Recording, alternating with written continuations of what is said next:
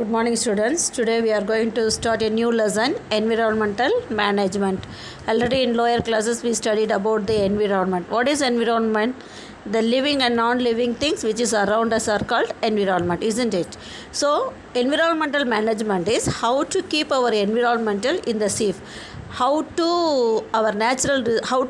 save our natural resources அப்படின்றது தான் வந்து environmental management. What are the measurements has been taken to the bring up our environment without pollution அப்படின்றது தான் அதை பற்றி படிக்கிறது தான் வந்து என்னது environmental management.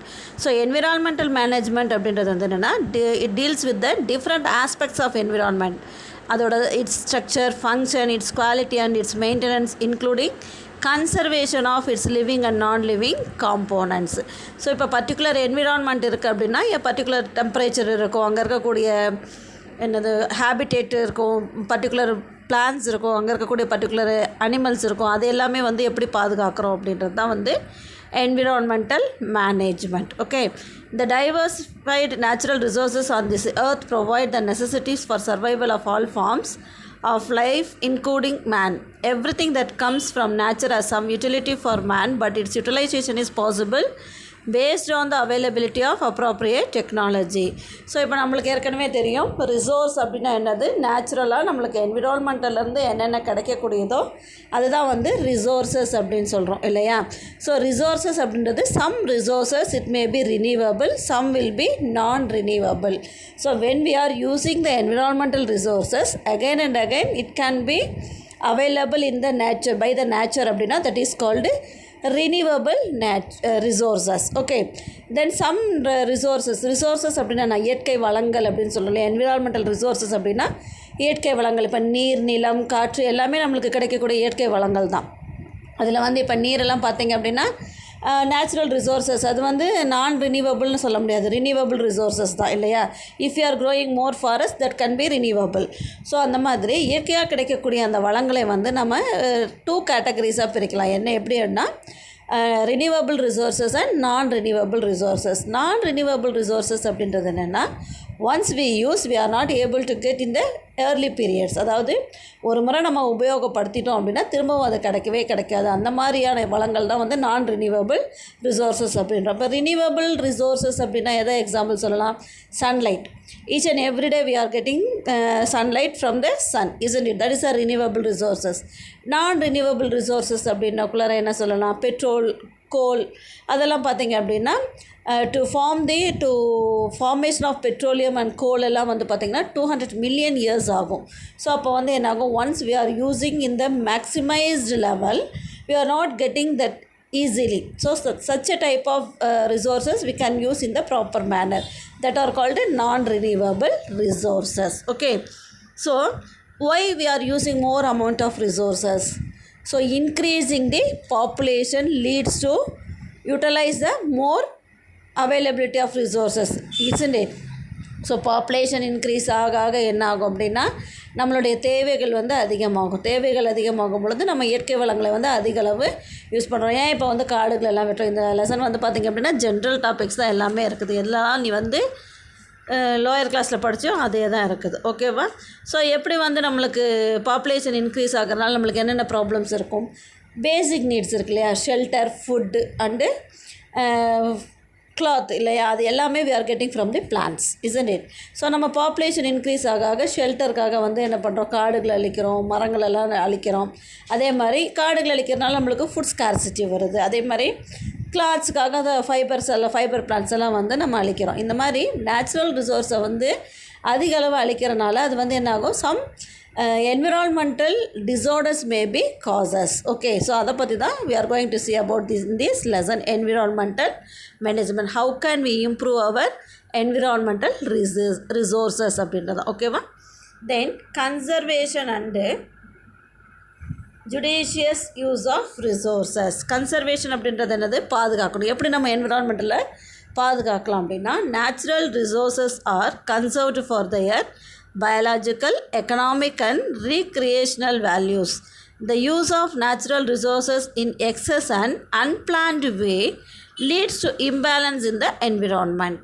A judicious balance should be maintained between exploitation of resources and its replenishments. Okay, so natural resource வந்து எப்படி எதனால் கன்சர்வ் பண்ணுறோம், எப்படி பாதுகாக்கலாம் அப்படின்னா அதை வந்து பயாலஜிக்கல் லெவலாகவும் எக்கனாமிக் அண்டு ரீக்ரியேஷனல் வேல்யூஸாகவும் கன்சர்வ் பண்ணலாம். எப்படி நம்ம வந்து அதை வந்து அழிக்கிறோம் அப்படின்னா அன்பிளான்டு வேஸ் ஆஃப் யூசஸ். இப்போ வந்து அதிக அளவு யூசேஜ் இருக்குது. இப்போ ஒரு வீட்டில் இருக்கிறோம் அப்படின்னா பெட்ரோல் கோலெல்லாம் வந்து நம்ம சொல்கிறோம் இல்லையா. ஸோ இப்போ நம்ம ஒரு வீட்டில் ஒரு 5 பேர் இருக்கிறோம் அப்படின்னா தனித்தனியாக வெஹிக்கிள்ஸ் யூஸ் பண்ணுறது, அந்த மாதிரி அன்பிளான்டு மேனரில் நம்ம நேச்சுரல் ரிசோர்ஸஸை யூஸ் பண்ணுறதுனால அது வந்து leads to it's going to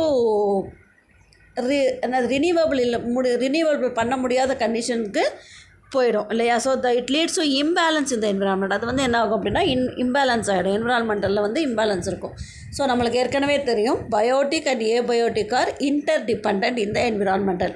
நம்ம அந்த ஈகோசிஸ்டம் அதே மாதிரி ஃபுட் செயின் ஃபுட் வெப் எல்லாம் பார்த்தோம் அப்படின்னா one trophic level of organism should be dependent on other level of trophic organism. அதாவது without depending each other we are not able to live in this environment. So அந்த மாதிரி ஒரு லெவலில் இருக்கக்கூடிய organisms வந்து ஸ்பாயில் ஆகும் பொழுது அந்த total ecosystem the environmental system will be collapsed, then imbalance ஆகிடும். ஓகேவா. ஸோ அதே மாதிரி proper utilization and management of nature and it resources is termed as conservation. So இப்போ நம்ம இயற்கை வளங்களை நம்மளுக்கு கிடைக்கக்கூடிய என்விரான்மெண்டல்லேருந்து கிடைக்கக்கூடிய இயற்கை வளங்களை வந்து we should utilize in the proper manner as well as we should manage the resources. So அதுதான் வந்து என்னது கன்சர்வேஷன் அப்படின்னா என்னென்னா பாதுகாத்தல் அப்படின்னா. ஓகேவா. we have to build a sustainable world which should last forever. Some of the ways to sustain continuous use of resources are practices to utilize energy efficiency, avoid wastage of water, avoid usage of plastics and other non-biodegradable materials, and to take care of for the environment we live. It's important that we manage and use our resources carefully so as to preserve for the future generations. So எப்படி நம்ம அதை conserve பண்ணலாம், இயற்கையாக கிடைக்கக்கூடிய வளங்களை வந்து எப்படி பாதுகாக்கலாம் அப்படின்னா we must plan before usage. So அது நம்ம ஒரு இயற்கை வளங்களை யூஸ் பண்ணுறோம் அப்படின்னா அதுக்கு முன்னாடி அதை வேஸ்ட்டு பண்ணாமல் எப்படி யூஸ் பண்ணணுன்றதை பிளான் பண்ணிக்கணும். அதே மாதிரி harmful substances which is harmful to the environment we should avoid to usage of that. இப்போ நம்ம சொல்கிறோம் இல்லையா பயோடிகிரேடபிள் நான் பயோடிகிரேடபிள்னு படிச்சிருக்கோம். பயோடிகிரேடபிள் அப்படின்னா என்னென்னா the substance which is degradable by biological organism அப்படின்னா என்ன which is called decomposers, bacteria and virus, fungus, isn't it? So அந்த பயாலஜிக்கல் டீகம்போசர்ஸ் மூலமாக டீக்ரேட் ஆகி திரும்பவும் அது வளங்களாக நிலத்துக்கு சேர்ந்துடும். Such a type of waste material are called biodegradable waste. Non-biodegradable waste அப்படின்னா என்னென்னா which do not dissolve or which do not decompose by the microorganism. Such a type of waste materials are called non-biodegradable. மக்காத குப்பைகள் அப்படின்னு சொல்கிறோம் இல்லையா. So அந்த மாதிரி பார்த்தோம் அப்படின்னா nowadays we are using more amount of plastics and carry bags, use and throw cups, அது எல்லாமே வந்து நான் பயோடிகிரேடபிள். அந்த மாதிரி இப்போ பிளாஸ்டிக்கெல்லாம் எடுத்துட்டோம் அப்படின்னா it takes 200 million years to decay in it's nature. அதில் இருக்கக்கூடிய அந்த காம்போனன்ட்ஸ் வந்து டீகே ஆகிறதுக்கு 200 million years ஆகுமா. ஸோ அப்போ என்ன ஆகும் அப்படின்னா அது நிலத்தடியில் போய் சேரும் பொழுது நிலத்தடி நீர் வந்து பாதுகாக்கப்படாது, அது பாதிக்கும். அதே மாதிரி மண்ணோட வளம் கெட்டு போகும். இந்த மாதிரி ஸோ என்ன பண்ணணும், அதை கன்சர்வ் பண்ணணும், என்விரான்மெண்ட்டை கன்சர்வ் பண்ணணும்னா we should not use like these plastic materials, that means non biodegradable waste. இப்போ நம்மளே வந்து கார்ப்பரேஷன்ஸில் டெய்லியும் வந்து குப்பை வண்டி தள்ளிட்டு வராங்க. அந்த குப்பை வண்டியில் பார்த்திங்க அப்படின்னா 2 கேன் வச்சுருப்பாங்க, பார்த்துருக்கீங்களா, மக்கும் குப்பை மக்காத குப்பை. அந்த மக்கும் குப்பை அப்படின்றது தான் பயோடிகிரேடபிள், மக்காத குப்பை நான் பயோடிகிரேடபிள். அந்த இப்போ பேப்பர் கிளாத்து இல்லை வெஜிடபிள் வேஸ்ட் அதெல்லாம் பார்த்திங்கன்னா பயோடிகிரேடபிள். அதெல்லாம் என்னாகும் டீகே ஆகி again it will be converted as an manure and it will be utilised by the plants for its growth. Okay, so that such a type of recycling materials are called biodegradable. Okay, so இந்த மாதிரி நம்ம கிடைக்கக்கூடிய இயற்கை வளங்களை வந்து அடுத்த future ஜெனரேஷன்ஸுக்காக நம்ம பாதுகாத்து வைக்கணும். ஸோ நெக்ஸ்ட் வந்து ஃபாரஸ்ட் அண்ட் இட்ஸ் இம்பார்ட்டன்ட். ஃபாரஸ்ட்னால் என்ன, ஃபாரஸ்ட் அப்படின்றது என்ன, காடுகள் அப்படின்றது என்ன சொல்கிறோம், ஒரே ஒரு மரம் இருந்தால் அது வந்து காடாக இல்லை இல்லையா. நிறைய மரங்கள் நிறைய செடி கொடிகள் எல்லாம் வந்து அடர்த்தியாக இருந்தது அப்படின்னா அதை ஃபாரஸ்ட் அப்படின்றோம். ஸோ நம்மளுக்கு ஃபாரஸ்ட் அப்படின்றது ஒரு main natural resource given by God, isn't it? So without plants we are not able to survive in the world. So அப்போ ஃபாரஸ்ட் ஈகோசிஸ்டம் அப்படின்றக்குள்ளார அந்த ஃபாரஸ்ட்டில் இருக்கக்கூடிய அனிமல்ஸ் ஆகட்டும் இல்லை we are also depending upon the forest. ஃபாரஸ்ட்டோட main function என்ன அப்படின்னா it brings the rainfall. So மழை வர இப்போ மழைலாம் வராமல் போகிறதுக்கு காரணம் என்ன, நம்ம ரோட்வேஸில் ஹைவேஸில் இருக்கக்கூடிய மரங்களெல்லாம் ஈஸியாக வெட்டிடுறோம் இல்லையா. ஸோ அதனால தான் மழையெல்லாம் வராமல் இருக்குது. அப்போ ஃபாரஸ்ட் அப்படின்றது it's an important component of our environment and are dominated by microorganisms, flowering plants, shrub, climbers, dense trees, and provide a vast habitat for wild animals. So forests also contribute to the economic development of our country. Forests are vital for human life. It is a source of wide range of renewable natural resource.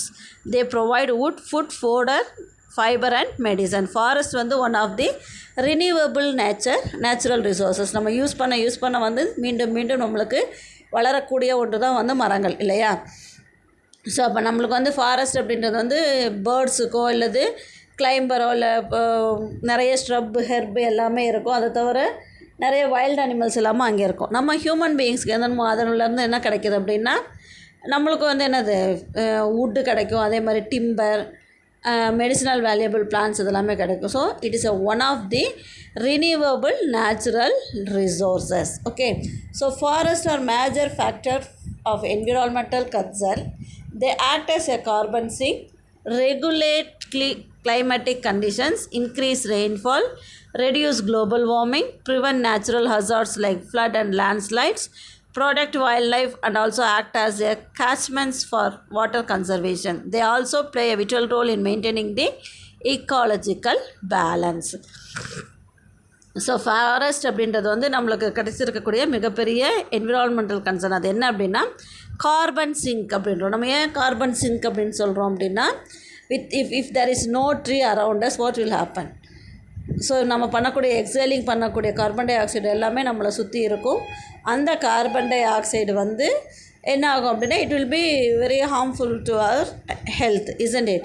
So if there is a forest or if there is a tree அப்படின்னா that carbon dioxide utilized by the trees for photosynthesis process, isn't it? அதே மாதிரி regulate climatic conditions. கரெக்டாக வந்து rainfall இருக்கும். Rainfall இருந்தது அப்படின்னா நம்மளுக்கு climatic conditions global warming வந்து ரெடியூஸ் ஆகும். அதே மாதிரி increasing of carbon dioxides are absorbed by the trees that will lead or it will be avoid the global warming. Then rainfall ப்ராப்பராக இருக்கும். தென் அந்த சாயில் எரோஷன்ஸ் நடக்காமல் இருக்கும். மண் அரிப்பெல்லாம் இப்போ நிறைய ஃப்ளட்டெல்லாம் வந்தது அப்படின்னா அந்த மரங்களுடைய வேர்கள் வந்து நிலத்தில் வந்து என்ன இருக்கும், ப்ராப்பராக இருக்கும் இல்லையா. அதாவது டேப் ரூட் இருக்கும், ஃபைப்ரஸ் ரூட்ஸ் இருக்கும், ஸ்ட்ரப்பு பிளான்ட் நிறைய பிளான்ட்ஸ் இருக்கிறனால அதோடய வேர்கள் எல்லாம் வந்து அந்த மண்களை வந்து நல்லா பற்றி இருக்கிறனால மண்ணரிப்பு ஏற்படாமல் இருக்கும். ஓகேவா. அதே மாதிரி நிறைய உயிரினங்கள் வாழ்கிறதுக்கு ஒரு இருப்பிடமாக இருக்கும். If suppose there is no forest அப்படின்னா இப்போ எந்த மரங்களே இல்லை அப்படின்னா அந்த ஃபாரஸ்ட்டில் இருக்கக்கூடிய ஈகோசிஸ்டம் ஃபுல்லாக வந்து என்ன ஆகிடும், இம்பேலன்ஸ் ஆகிடும். So it plays an important role to maintaining the ecological balance. So இதுதான் வந்து என்னது forest and its importance. So deforestation அப்படின்னா என்ன, cutting of trees are called deforestation, isn't it? So மரங்களை அழித்தல், காடுகளை அழித்தல் மூலமாக நம்மளுக்கு என்னென்ன தீமைகள் ஏற்படும், what is the effect? This happens for many reasons like intensive agriculture, urbanization, construction of dams, roads, buildings and industries, hydroelectric project, forest fires, construction of mountain and forest roads. So எதுக்காக நம்ம வந்து deforestation cutting of trees எதுக்காக நடைபெறுது அப்படின்னா நிறைய காரணங்கள் இருக்கும். என்ன இருக்கும் அப்படின்னா அர்பனைசேஷன், அதே மாதிரி நகரமயமாக்குதல் இருக்கும் இல்லையா. காடுகளை அழித்து அங்கே இருக்கக்கூடிய நிலங்கள் எல்லாம் வந்து பில்டிங் கட்டுவாங்க, அதுதான் வந்து அர்பனைசேஷன், நகரமயமாக்குதல் ஆகும். அதே மாதிரி டேம்ஸோ இல்லை ஒரு பெரிய ரோடை இப்போ நம்மளுக்கு வந்து இப்போ அட் ப்ரெசென்ட்டாக நம்மளுக்கு என்ன போயிட்டுருக்கு, சேலம் டு சென்னையில் வந்து 8 வழிச்சாலை அமைக்கணும் அப்படின்றாங்க. அதனால் வந்து என்னாகும், நிறைய விவசாய நிலங்கள் பாதிக்கப்படும் அப்படின்றதுனால விவசாயிகளெல்லாம் எதிர்ப்பு தெரிவிச்சிட்ருக்காங்க. அந்த மாதிரி இப்போ வந்து ஹைவேஸ் போடுறாங்க அப்படின்னா சைடில் இருக்கக்கூடிய மரங்கள் எல்லாம் வந்து அழிச்சிடுறாங்க இல்லையா. இப்போ ஃபாரஸ்ட்லேயே என்ன பண்ணுவாங்க, காடுகளுக்கு நடுவில் வந்து பாதை அமைக்கும் பொழுது அங்கே இருக்கக்கூடிய மரங்களை வெட்டிடுவாங்க. அதே மாதிரி டேம் கட்டும் பொழுதோ, அதே மாதிரி sometimes by nature forest fire ஆகும். மரங்கள்லாம் உராசி இல்லை அவங்க ஃப்ரிக்ஷனால் வந்து தீப்பிடிச்சி எரியும், பார்த்துருக்கீங்களா? அந்த மாதிரி இருக்கிறதுனால டீஃபாரஸ்டேஷன் ஆகுது. ஓகேவா? So it is a threat to the economic quality of life and future of the environment. India is losing about 1.5 million hectares of forest cover every year. So இந்தியாவில் வந்து ஒவ்வொரு வருஷத்துலேயும் 1.5 million hectares இருக்கக்கூடிய forest வந்து அழிஞ்சிக்கிட்டு இருக்குது அப்படின்னு கணக்கு சொல்கிறாங்க. ஓகேவா? ஸோ எஃபெக்ட்ஸ் ஆஃப் டீஃபாரஸ்டேஷன் அப்படின்னா என்ன?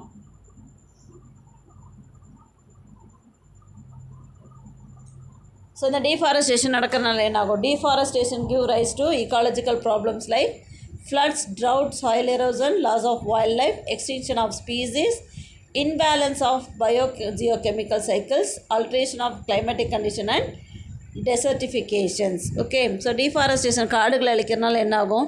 Total ecological system will be spoil. அந்த ஃபாரஸ்ட் ஈகோசிஸ்டம் கொலாப்ஸ் ஆகும். ஸோ ஈகோசிஸ்டமில் வந்து ஒரு ஆர்கானிக் லெவல் ஆஃப் ஒரு trophic level of organism destroy ஆச்சு அப்படின்னாவே ஃபாரஸ்ட் தான் அங்கே ப்ரொடியூசர்ஸ். அப்போ அங்கே டோட்டல் ஈக்காலஜிக்கல் ஸ்பாயில் ஆகும். அதே மாதிரி மரங்கள் அதிக அளவு வெட்டப்படுறதுனால என்னாகும்? மண்ணரிப்பு ஜாஸ்தியாக வரும். அதே மாதிரி வெள்ளம் பெருக்கேற்படும் பொழுதும் அதே மாதிரி அங்கே இருக்கக்கூடிய விலங்குகளுக்கெல்லாம் வந்து ஷெல்டர் இல்லாமல் போகும். அதே மாதிரி நம்மளுக்கு ஃபாரஸ்ட்லேருந்து கிடைக்கக்கூடிய வுட்டோ, டிம்பர், அதே மாதிரி மெடிசினல் வேல்யூபிள் பிளான்ஸ் எதுவுமே கிடைக்காது. மெயினாக வந்து என்ன ஆகும் அப்படின்னா, it affects the biogeochemical cycle. So அப்போ என்ன ஆகும் அப்படின்னா, increasing level of carbon dioxide will be higher while deforestations. Okay, காடுகளை அழிக்கிறதுனால என்னாகும்? கார்பன் டை ஆக்சைடு லெவல் அதிகமாகிறதுனால நம்மளுக்கு ஆட்டோமேட்டிக்காக குளோபல் வார்மிங் நடக்கும். அதே மாதிரி ஓசோன் டிப்ளீஷன் இது எல்லாமே வந்து இன்க்ரீஸ் ஆகும். ஓகேவா? ஸோ இது சிப்கோ மூமெண்ட் அப்படின்றது என்னென்னா, இந்த Chipko movement was a non-violent agitation in 1973 that was aimed at protection and conservation of trees. The name of the movement Chipko comes from the word embrace, as the villagers hugged the trees and encircled them to prevent them from being cut. The movement originated in Samoli district of Uttar Pradesh, now Uttarakhand. The protest of Chipko movement achieved a major victory in 1980 with a 15-year ban on cutting trees in the Himalayan forest. Chipko movement அப்படின்றது என்னென்னா, மரங்களை வெட்டுறதுக்கு எதிர்ப்பு தெரிவித்து ஒரு கிராம மக்கள் என்ன பண்ணாங்க அப்படின்னா, அந்த மரத்தை சுற்றி கை கோர்த்து வந்து ஹக் பண்ணி நின்றுட்டாங்க. ஒவ்வொரு மரத்தையும் அந்த சிப்கோ மூமெண்ட்டோட எம்பலமே பார்த்தீங்க அப்படின்னா ஒரு மரம் இருக்கும். அதை சுற்றின கிராம மக்கள் வந்து கை கோர்த்துட்டு அதை கட்டி பிடிச்சிட்ருக்கிற மாதிரி இருக்கும். ஸோ அதுதான் வந்து சிப்கோ மூமெண்ட். சிப்கோ அப்படின்றது என்னென்னா, அந்த எம்ப்ரேசஸ் அப்படின்ற வேர்ட்லேருந்து வந்தது. சமோலி அப்படின்ற அந்த உத்தரப்பிரதேசில் இருக்கக்கூடிய அந்த சமோலி கிராம மக்கள் வந்து அங்கே இருக்கக்கூடிய காடுகளை வெட்டுறதுக்கு எதிர்ப்பு தெரிவித்து அந்த மாதிரி ஒரு இயக்கம், ஒரு ப்ராட்டஸ்ட் பண்ணாங்க. ஸோ அதுதான் வந்து அதன் மூலமாக என்னாச்சு அப்படின்னா, இப்போ ஹிமாலயன் ஃபாரஸ்ட்டில் இருக்கக்கூடிய ட்ரீஸ் எல்லாம் வந்து 15 இயர்ஸ்க்கு கட் பண்ணக்கூடாது அப்படின்னு பேன் பண்ணியிருக்காங்க. ஓகேவா? அதுதான் வந்து Chipko movement. Okay, then conservation of forest. How can we conservation? எப்படி நம்ம வந்து இதை காடுகளை உருவாக்கலாம், இல்லை எப்படி பாதுகாக்கலாம் அப்படின்னா, கன்சர்வேஷன் ஆஃப் ஃபாரஸ்ட் அப்படின்றது, India has an area of 752.3 lakh hectare classified as reserved forest and 215.1 lakh hectare as protected forest. The important measures taken for conservation of forest are as follows. அதாவது இந்தியாவில் இருக்கக்கூடிய 752 லட்சம் காடுகள் வந்து reserved ஃபாரஸ்ட்டாகவும் பாதுகாக்கப்பட்டதாகவும் கருதப்படுது. 215.1 lakh hectare. ஓகேவா? அதெல்லாம் எப்படி ப்ரொடெக்ட் பண்ணுறாங்க அப்படின்னா, எப்படி பாதுகாக்கிறாங்க அப்படின்னா, afforestation is one of the main method. Afforestation அப்படின்றதுன்னு அதிக மரங்களை நடுறது இல்லையா? ஆக்டிவிட்டீஸ் ஃபார் அஃபாரஸ்டேஷன் ப்ரோக்ராம் மகா உற்சவ். அது வந்து எப்போ எவ்ரி June 5th வந்து நம்ம கொண்டாடுறோம் இல்லையா? வன மகா உற்சவ் அப்படின்ற ஒரு ஃபெஸ்டிவல் கொண்டாடுறோம் இல்லையா? ஸோ அதன் மூலமாக வந்து என்ன பண்ணுவாங்க, includes planting and protecting trees with multiple uses which help in restorations of green cover. Destruction of trees should be curtailed. So அங்கே என்ன ஆகும் அப்படின்னா, அந்த ஒவ்வொரு வருஷமும் வந்து என்ன பண்ணுவாங்க, நிறைய அதிக அளவில் மரங்களை நடுவாங்க. அந்த மரங்களை நடுறது தான் வந்து அஃபாரஸ்டேஷன். டீஃபாரஸ்டேஷன் அப்படின்றது கட்டிங் ஆஃப் ட்ரீஸ், அஃபாரஸ்டேஷன் அப்படின்றது planting of trees. Okay, then social forestry program. அதை தவிர என்ன பண்ணுவாங்க அப்படின்னா, அந்த ஒவ்வொரு பர்டிகுலர் ஏரியாலையும் வந்து அந்த சோஷியல் ரிஃபார்மர்ஸ் இருப்பாங்க இல்லையா, அவங்க மூலமாக வந்து பொதுமக்களுக்கு வந்து ஒரு விழிப்புணர்வு ஏற்படுத்துவாங்க. மரங்களெல்லாம் வந்து வெட்டுறனால என்ன தீமை ஏற்படுது, அதை வளர்த்துறனால நம்மளுக்கு என்ன நன்மை ஏற்படுது அப்படின்னு நிறைய ஃபாரஸ்ட்ரி ப்ரோக்ராம்ஸ் இருக்கும். ஓகேவா?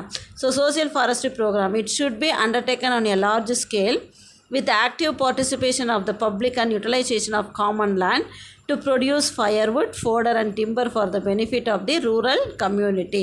ஒரு பர்டிகுலர் ஏரியாவில் இருக்கக்கூடிய அந்த மலைவாழ் மக்கள்லாம் இருக்காங்க அப்படின்னா அவங்களுக்கு பக்கத்தில் இருக்கக்கூடிய அந்த நிலங்களில் வந்து அவங்களுக்கு தேவையான மரங்களோ அந்த அவங்க விறகுக்கு தேவையான மரங்களோ அல்லது வீடு கட்டுறதுக்கு வுட்டுக்கு தேவையான மரங்கள் அந்த மாதிரி ஃபயர்வுட்டு அந்த மாதிரி நிறைய வந்து விளைவிச்சு அந்த பர்டிகுலர் மக்கள் வந்து அதெல்லாம் யார் பண்ணுவாங்க அப்படின்னா அந்த கிராமத்தில் இல்லை அந்த பர்டிகுலர் ஏரியாவில் இருக்கக்கூடிய வாலண்டியர்ஸ் பண்ணுவாங்க. அது ஒரு குரூப் ஆஃப் பீப்புள் இருப்பாங்க, அவங்க வந்து செய்வாங்க. ஓகேவா?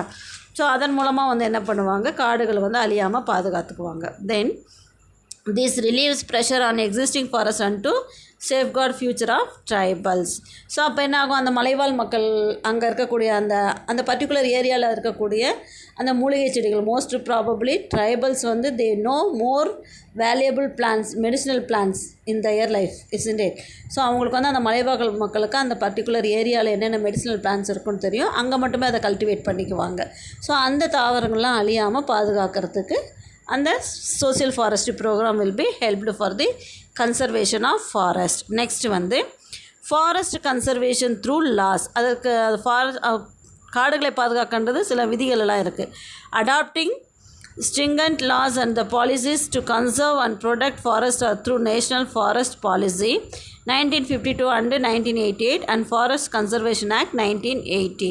ஸோ இது என்ன ஆகும் அப்படின்னா அதை தவிர இதை ஜென்ரலாக வந்து வாலண்டியர்ஸ் மூலமாக பாதுகாத்துக்குவாங்க. அதே மாதிரி அதுக்கு தகுந்த மாதிரி சட்டத்துலேயும் வந்து என்ன பண்ணுவாங்க அப்படின்னா ஃபாரஸ்ட் கன்சர்வேஷன் ஆக்ட் எல்லாம் இருக்குது. அந்த ஆக்டின் மூலமாக வந்து இந்த பர்டிகுலர் ஏரியாவில் இருக்கக்கூடிய ப்ரொடெக்டட் ஏரியா அல்லது ப்ரொடெக்டட் ஃபாரஸ்ட் அப்படின்னா என்ன பண்ணுவாங்க, ஒரு சில பக்கம்லாம் பார்த்திங்க அப்படின்னா இது வந்து இங்கு உள்ளே செல்வதற்கு தடை விதிக்கப்பட்டுள்ள பகுதி, அரசாங்கத்தினுடைய வனப்பகுதின்னு அப்படிலாம் போர்டு வச்சுருப்பாங்க பார்த்தீங்களா. அதெல்லாம் வந்து கவர்மெண்ட்டால் பராமரிக்கப்படக்கூடிய ஃபாரஸ்ட்டாக இருக்கும். ஓகேவா? நெக்ஸ்ட் வந்து wild life and its conservation. Wild life அப்படின்றது என்னது? ஸோ அன்டொமஸ்டிகேட்டட், அதாவது டொமஸ்டிகேட்டட் அப்படின்னா வீட்டில் வளர்க்கக்கூடிய விலங்குகள். வைல்டு லைஃப் அப்படின்னக்கூடியது undomesticated animals living in their natural habitat.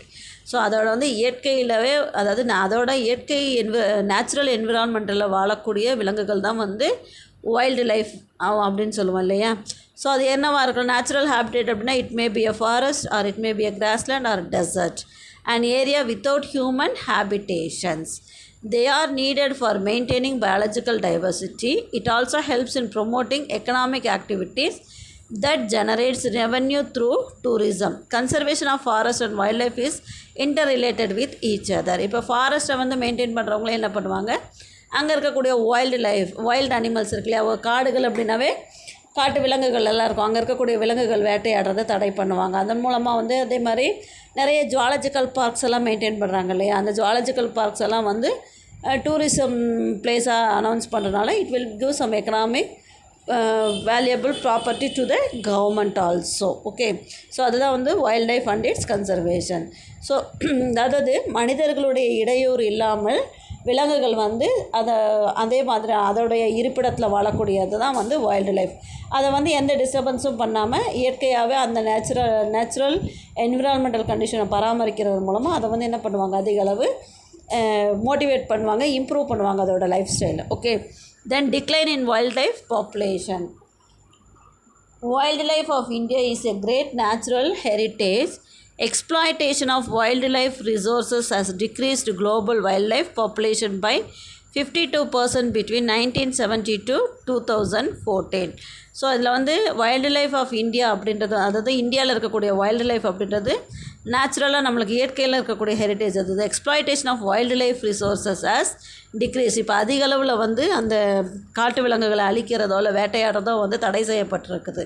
அது 52% வந்து குறைஞ்சிருக்கு. எப்போ, எந்த வருஷம், 1970 2014 வரைக்கும். Over exploitation and shrinking of forest cover areas has resulted in animals becoming extinct. Some are threatened and some are on the verge of extinction. In recent years, increase in human encroachment has posed a threat to India's wildlife. So எதனால் இந்த மாதிரி வருது அப்படின்னா, காடுகளில் இருக்கக்கூடிய விலங்குகள் எதனால் அழியக்கூடிய நிலைமை வருது, நம்ம வந்து டீஃபாரஸ்டேஷன் பண்ணுறனால வரும் இல்லையா. அதே மாதிரி due to some natural calamities, இந்த ஃபாரஸ்ட் ஃபயர் சொல்கிறோம், அதே மாதிரி ஹெர்த் குவாக், அந்த மாதிரி நிறைய பில்டிங் ஆஃப் டேம்ஸ்னால நம்ம வந்து என்ன பண்ணுறோம், ஃபாரஸ்ட் அழிக்கிறோம். அந்த மாதிரி அழிக்கும் பொழுது அங்கே இருக்கக்கூடிய வைல்டு லைஃப், அங்கே இருக்கக்கூடிய விலங்கினங்கள் வந்து அழியக்கூடிய நிலைமைக்கு வரும். Some animals has been extinct, some is going to be extinct. அழியக்கூடிய நிலைமையில் ஒரு சில சிற்றினங்கள், ஒரு சில ஸ்பீசிஸ் வந்து இல்லாமல் போயிருச்சு அப்படின்னு சொல்கிறாங்க. ஓகேவா. Aims of wild life management. The main aim of wild life conservation are, so wild life management அப்படின்னா என்னென்னா, to control and limit exploitation of species. அந்த வைல்ட் லைஃப் மேனேஜ்மெண்ட்டோட மெயின் எய்ம் என்ன அப்படின்னா, எக்ஸ்ப்ளாய்டேஷன், விலங்குகள் வந்து அழிந்து போகாமல், அந்த பர்டிகுலர் ஸ்பீசிஸ் வந்து அழிஞ்சு போகாமல் கண்ட்ரோல் பண்ணுறது தான் அதோட main aim. Then to preserve the plants and animals from extinction. அழிந்து போகக்கூடிய நிலையில் இருக்கக்கூடிய தாவரங்களையும் விலங்குகளையும் வந்து பாதுகாத்து வைப்பாங்க. அதே மாதிரி maintenance of threatened species and protect species which are on the verge of extinctions. இப்போ அழியக்கூடிய நிலையில் இருக்கக்கூடிய, இப்போ வந்து பார்த்திங்க அப்படின்னா டைனாசர் எல்லாம் வந்து அழிஞ்சே போச்சு அப்படின்றோம் இல்லையா. ஸோ அதெல்லாம் அழிஞ்சு போச்சு. இப்போ அழியக்கூடிய நிலையில் இருக்கக்கூடிய விலங்குகளையோ அல்லது ஒரு சில தாவரங்களையோ வந்து இப்போ பார்த்திங்க அப்படின்னா due to the cellphone tower, அந்த நாம் சின்ன பிள்ளைங்களாக இருக்கக்குள்ளெல்லாம் ஒரு 10 years பேக்லலாம் வந்து சிட்டுக்குருவி நிறைய இருக்கும். வீட்டிலலாம் பார்த்திங்க அப்படின்னா அதிக அளவில் சிட்டுக்குருவிகள் இருக்கும். பட் இப்போ வந்து என்ன அப்படின்னா அது வந்து அழிஞ்சு போகிற நிலைமையில் இருக்குது. ஸோ அந்த மாதிரி அழிந்து போகக்கூடிய நிலைமையில் இருக்கக்கூடிய தாவரங்களையும் விலங்குகளையும் வந்து என்ன பண்ணுவாங்க, மெயின்டைன் பண்ணி வைப்பாங்க, ப்ரிசர்வ் பண்ணி வச்சுப்பாங்க. அதை பாதுகாத்து ஒரு ப்ரொடெக்டட் ஏரியாவில் அதை வந்து வளர்த்துவாங்க. அதே மாதிரி preserve the endangered species. Then to study the ecological relationship of plants and animals in natural habitat. இந்த வைல்ட் லைஃப் மேனேஜ்மெண்ட் மூலமாக என்ன பண்ணலாம் அப்படின்னா, we can study the inter relationship between the plants and animals in their habitat. ஒரு சூழ்நிலை மண்டலத்தில் இருக்கக்கூடிய தாவரங்களுக்கும் விலங்குகளுக்கும் என்ன தொடர்பு அப்படின்றத வந்து நம்ம ஈஸியாக தெரிஞ்சுக்கலாம். இப்போ ஃபாரஸ்ட் இக்கோசிஸ்டம் அப்படின்னா ஃபாரஸ்ட்டில் இருக்கக்கூடிய பிளான்ஸ் தான் ப்ரொடியூசர்ஸ். தென் அங்கேயும் ஹெர்பிவோர்ஸ் இருக்கும், கார்னிவோர் இருக்கும், ஆம்னிவோர் இருக்கும். அதே மாதிரி பாண்ட் இக்கோசிஸ்டம்னா அங்கேயும் பிளான்ஸ் இருக்கும். பைட்டோ பிளாங்டான் அப்படின்ற பிளான்ஸ் தான் வந்து ப்ரொடியூசர்ஸாக இருக்கும். தென் ஜூ பிளாங்டான் அப்படின்ற அந்த சிறு பூச்சிகள் புழுக்கள் எல்லாம் வந்து ப்ரைமரி கன்சியூமராக இருக்கும். அதே மாதிரி ஃபிஷ்ஷஸ் செகண்டரி கன்சியூமராக இருக்கும். அதே மாதிரி பெரிய லாங் ஃபிஷ் இல்லை லார்ஜ் ஃபிஷ் வந்து டெர்ஷியரி கன்சியூமர்ஸாக இருக்கும். தென் டீகம்போசர்ஸ். இந்த மாதிரி we can able to study the interrelationship between the plants and animals in the particular ecosystem. So we are to study the ecological relationship of plants and animals in the natural habitat. Then hunting and poaching should be prohibited. So அந்த மாதிரி protected ஏரியாவில் இருக்கக்கூடியதில் வந்து என்ன பண்ணுவாங்க அப்படின்னா, இப்போ நம்ம ஒரு பொட்டானிக்கல் கார்டனுக்கே போகிறோம் அப்படின்னா we can see the flowers and we can enjoy their fragrance and we can enjoy their beauties, but we are not able to pluck the flowers. That is prohibited. அதே மாதிரி இந்த ஒரு ஜுவாலஜிக்கல் பார்க்குக்கு போனோம் அப்படின்னா அங்கே இருக்கக்கூடிய விலங்குகளுக்கு வந்து என்ன பண்ணலாம், அதை பார்த்து என்ஜாய் பண்ணிக்கலாம். அவ்வளோதான். நம்ம வந்து அதுக்கு எதுவும் வேட்டையாடுறதோ இல்லை. அந்த காலத்துலலாம் பார்த்திங்க அப்படின்னா காடுகளுக்கு போனால் அவங்க பாட்டில் வேட்டையாடுவாங்க. அந்த மாதிரிலாம் இப்போ வந்து எந்த ஒரு இதுவுமே வனவிலங்குகள் எல்லாம் வந்து கொல்லக்கூடாது அப்படின்னு. Even if the animals are used in any cinemas, அதுலேயே வந்து என்ன பண்ணுறாங்க, அந்த ப்ளூ கிராஸ் அப்படின்னு நிறைய அமைப்புகள் எல்லாம் இருக்குது அதை விலங்குகளை பாதுகாக்கிறதுக்கும். ஸோ அப்போ அங்கே வந்து ஹண்டிங் வந்து ப்ராஹிபிட்டடாக இருக்கும் அந்த ப்ரொடெக்டட் ஏரியாவில். தென் establishment of national parks, wildlife sanctuaries, protected areas and biosphere reserves. So இப்போ நிறைய நேஷ்னல் பார்க்கு அதே மாதிரி வைல்ட் லைஃப் சாங்சுரிஸ், ஒவ்வொரு விலங்குகளுக்கும் ஒவ்வொரு வனவிலங்கு சரணாலயங்கள் இருக்குது இல்லையா. அந்த மாதிரி நிறைய அமைப்புகள் இருக்குது. அங்கே வந்து என்ன பண்ணுவாங்க அப்படின்னா, அந்த சரணாலயம், அந்த பார்க்கில், நேஷ்னல் பார்க்கில், இந்த வைல்ட் லைஃப் சாங்சுரிஸ்லாம் வந்து காடுகளை எப்படி நேச்சுரலாக அது இருக்குதோ அதே மாதிரி எல்லா வசதிகளும் அதுக்கு செஞ்சு கொடுப்பாங்க. ஓகேவா. அந்த மாதிரி they are managing the wild life sanctuaries. Then the wild life protection act.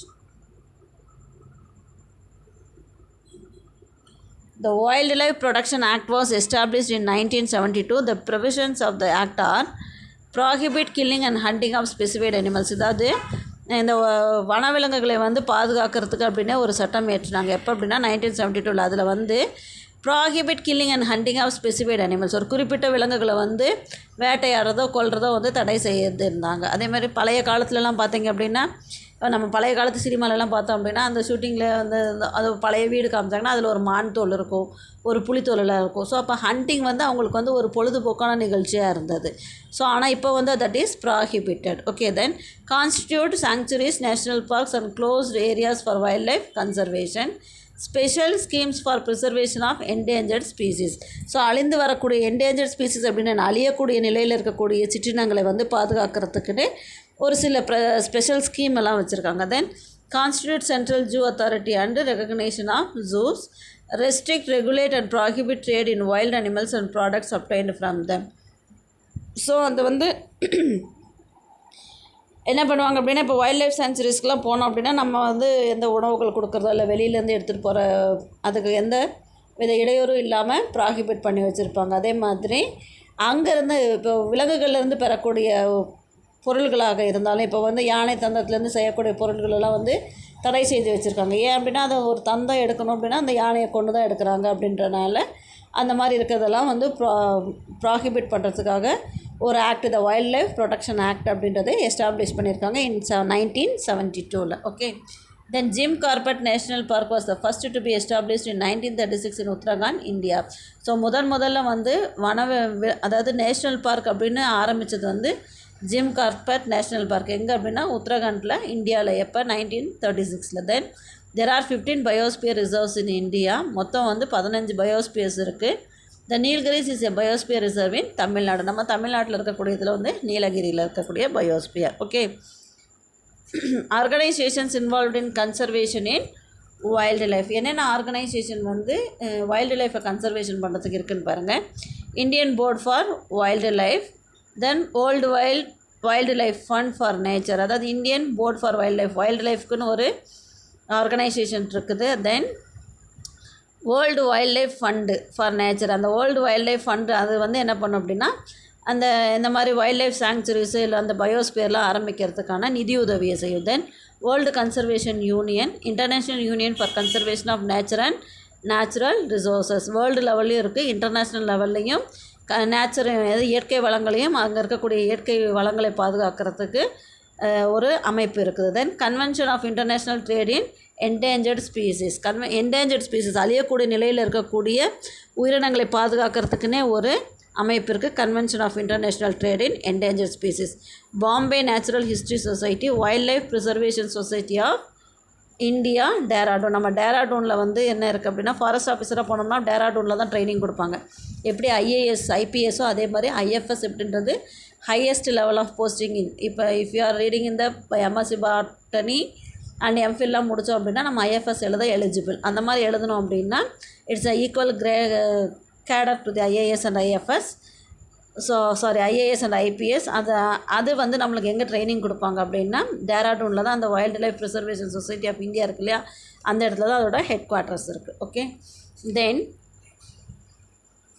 அங்கே டூயினோவில் பாரு, Radhika Ramasamy, a native of Venkatachalapuram village, Theni district in Tamil Nadu, was the first Indian woman to strike an international reputation as wildlife photographer. அதாவது wild life photographer அப்படின்னா இப்போ வந்து national geography சேனல்லாம் பார்த்தீங்க அப்படின்னா அந்த வைல்ட் லைஃப் அதோட லைஃப் ஹிஸ்ட்ரியெல்லாம் வந்து அதோட லைஃப் ஸ்டைல்ஸ் எல்லாம் ஃபோட்டோகிராஃபி எடுப்பாங்க இல்லையா, அந்த மாதிரி வைல்டு லைஃப் ஃபோட்டோகிராஃபராக முதல்ல போனவங்க யார் அப்படின்னா ராதிகா ராமசாமி அப்படின்றவங்க. வெங்கடாச்சலபுரம் அப்படின்ட்டு தேனி டிஸ்ட்ரிக்ட், நம்ம தமிழ்நாட்டில் தேனி டிஸ்ட்ரிக்ட்லேருந்து வெங்கடாச்சலபுரம் அப்படின்ற ஒரு கிராமத்துலேருந்து போனவங்க தான் Radhika Ramasamy. Is a first Indian woman to strike an international reputation as wildlife photographer.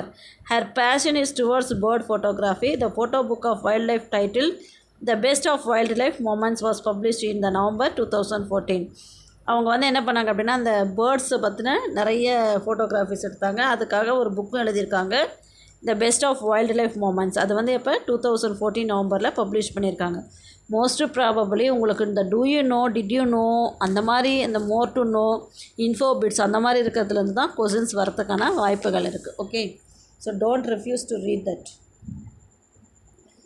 தென் நீங்கள் இன்ஃபோ பிட்ஸ் பாரு, wild life conservation initiatives in இந்தியான்னு பார்த்தா project tiger and project elephant has been launched in 1973 and 1992 respectively. அதாவது டைகருக்கான project வந்து 1973லையும் 1992ல் வந்து elephant has been established launch பண்ணாங்க. அதே மாதிரி crocodile கன்சர்வேஷன் ப்ராஜெக்ட், இதெல்லாம் என்ன கன்சர்வேஷன் அப்படின்னா எப்படி அதுங்களெல்லாம் பாதுகாக்கிறது, அதுக்கான என்ன ப்ராசஸ் வந்து கவர்மெண்ட் எடுத்திருக்காங்க, அதுக்கு எந்த அமைப்பு வந்து நிதி உதவி பண்ணுது அப்படின்றதெல்லாம் பற்றி தான் அந்த project. Okay, crocodile conservation project was launched in 1976. Sea turtle conservation project was launched in 1999. Indian Rhino Vision 2020 is to conserve at least 3,000 greater one-horned rhinos in Assam, India by 2020. அதாவது அந்த ஒற்றை கொம்பு காண்டாமிருகம்னு சொல்லுவோம் இல்லையா, ரைனோசரஸ், அதை வந்து conserve பண்ணுறதுக்கு 2020 அஸ்ஸாமில் வந்து ஏதோ ஒரு கன்சர்வ் பண்ணிகிட்ருக்காங்க. Okay, then soil erosion, renewable and non renewable courses எல்லாம் பார்க்கலாம்.